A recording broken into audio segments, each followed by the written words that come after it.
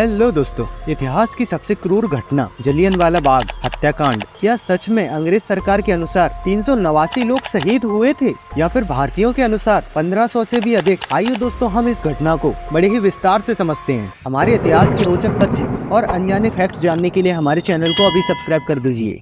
दोस्तों, समय था 1919 का, जब भारतीय क्रांति बहुत ही जोरों शोरों पर थी और अंग्रेजों का डर यह था कि यह क्रांति 1857 की क्रांति की तरह हमारे लिए सबसे बड़ी मुसीबत ना बन जाए।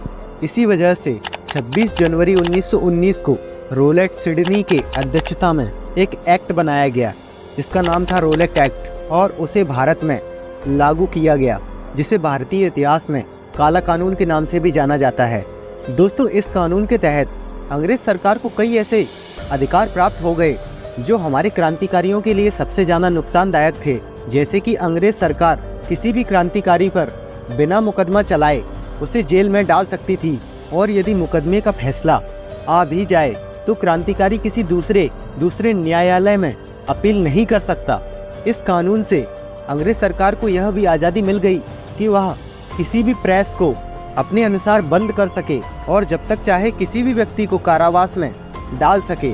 इस कानून को रोकने के लिए हमारे हिंदुस्तान में क्रांति की और एक लहर दौड़ पड़ी और एक हुजूम इकट्ठा हो गया, जिसकी वजह से कई जगह पर अंग्रेजों ने कर्फ्यू लगा के रखा हुआ था।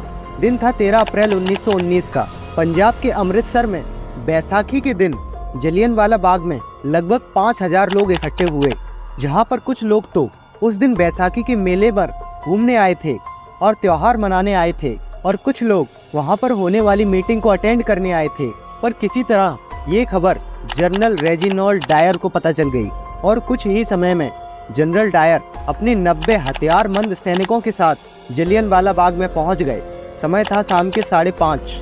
जलियनवाला बाग में जाने के लिए केवल 2 ही दरवाजे थे, जिनमें से एक दरवाजे को किसी गद्दार हिंदुस्तानी ने ही बंद कर दिया था, और दूसरा दरवाजा था मेन गेट, जिससे जनरल डायर अंदर आया और एक लाइन बनाकर लोगों को घेर लिया।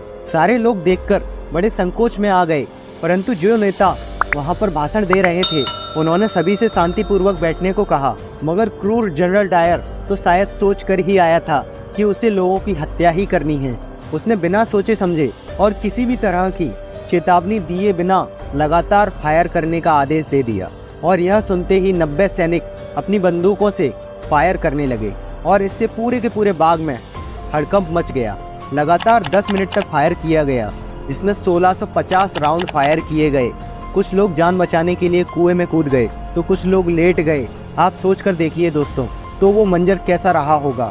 और 10 मिनट फायरिंग करने के बाद जनरल डायर वापस लौट आया।